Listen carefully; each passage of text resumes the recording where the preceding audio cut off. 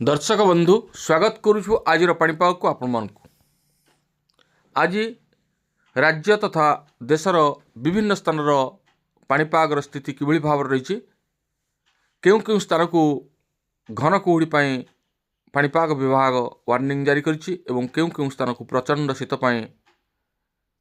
चेतावनी देछि जानिबा से संपर्क में पाणीपाग विज्ञानी मानकर मतामत कौन रही एवं सेमानकर गवेषणा पाणीपाग संबंध में किभली भाव में जारी रही से संपर्क में संपूर्ण विवरण मैं आपको भिडियो प्रदान करी। से आप निश्चित भिडियो को प्रथम शेष पर्यंत देखिए। जब भिडियो भल लगे तो पाखे लाल बटन द्वारा निश्चित सब्सक्राइब करेंगे और पाखे आसुवा बेल आइकन बजाइदेवे और ऊपर आसुवा ऑल नोटिफिकेशन क्लिक करेंगे भूलिए जहाँफल एभली भिडियो सर्वप्रथम आप निकट में पहुँच पार। तेज आसतु जाना आज पाणीपाग संपर्कित विशेष गुरुत्वपूर्ण सूचना। वर्तमान राज्य वर्षा बात्या वित्पात वर्तमान दूरे जाइछि, पाग परिवर्तन घटी एवं भयंकर शीत माड़ी आसुछि एवं विभिन्न स्थान को मध्य घन कुहुड़ीर अलर्ट रही। राज्य तथा राज्य बाहर शीत अनुभूत है, घन कुहुड़ी सांग को प्रबल ठंडा।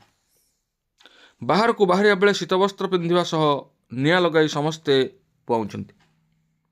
समग्र उत्तर भारत में शीतरे थरुची समग्र उत्तर भारत। शुक्रवार राजस्थान, पंजाब और हरियाणा अधिकांश अंचल सर्वनिम्न तापमात्रा स्वाभाविक ठारू निम्न रही।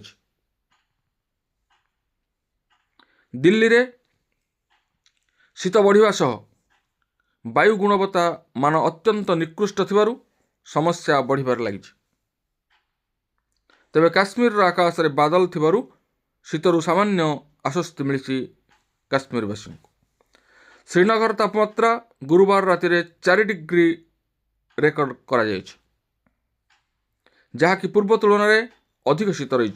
राजस्थान रे तापमात्रा सर्वनिम्न रही। गतकाली सकाळे सीकर जिल्लार फतेहपुर रे तापमात्रा 1.9 डिग्री सेल्सियस रेकर्ड करा जायछि। सेठारे 7टी जिल्लार तापमात्रा 10 डिग्री तले थिला। सीकर रे हाराहारी तापमात्रा 3 डिग्री होइतिबा बेले नागौर रे 3.1,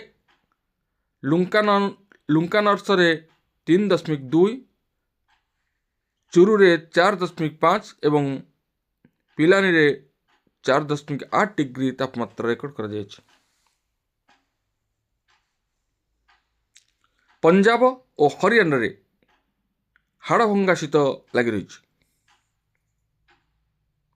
उभय राज्य रे राजधानी चंडीगढ़ तापमात्रा 6.1 डिग्री रेकर्ड करा जायछि। उत्तर भारत रे शीतर प्रकोप बढ़िबार लगी। आगामी 2 दिन रे शीतर प्रकोप आहुरी बढ़िबो बोली जଣା पड़िछि।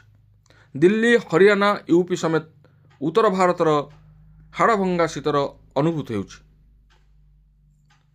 सेपटे ओडिशा रे मध्य प्रबल शीत लहरी देखा मिली। कंधमाल जिले में पारद तलमुहा, दारिंगबाड़ी रे प्रबल जाड़ सह प्रबल शीत अनुभूत होउछि। दारिंगबाड़ी रे सर्वनिम्न तापमात्रा 10 डिग्री और फुलपाणी रे 11 डिग्री तापमात्रा रेकर्ड करा जायछि। गत किछि दिन हेब पारद खसिबार लगी। प्रबल जाड़ जोगुं लोके निआर सहारा नेउथिबा देखा मिली। सकाळु घन कुहुड़ी जोगुं रास्ता भलरे दृश्यमान हेउनाय, फल राति बा दिनर तापमात्रा स्वाभाविक ठार बहुत कम रहुछि। गाड़ी चालक माने विशेष भाव में बाधार सम्मुखीन होउछन्ति। राज्य में धीरे धीरे पारद कमिया सहित शीत फेरिछि। दिन एवं रातिर तापमात्रा ह्रास पाउथिबा बेले राज्य में शीतर प्रकोप वृद्धि पाउथिबा देखा मिली।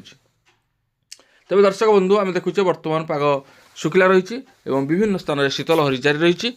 आग को यही भाव में शीतलहरी जारी रहा आग को आहरी भयंकर शीत होबार संभावना रही। तेणु पाणीपाग विज्ञानी मैंने कौन मतामत देवे से संबंध में आम परवर्ती भिडियो जाना। आज रोचे धन्यवाद, नमस्कार।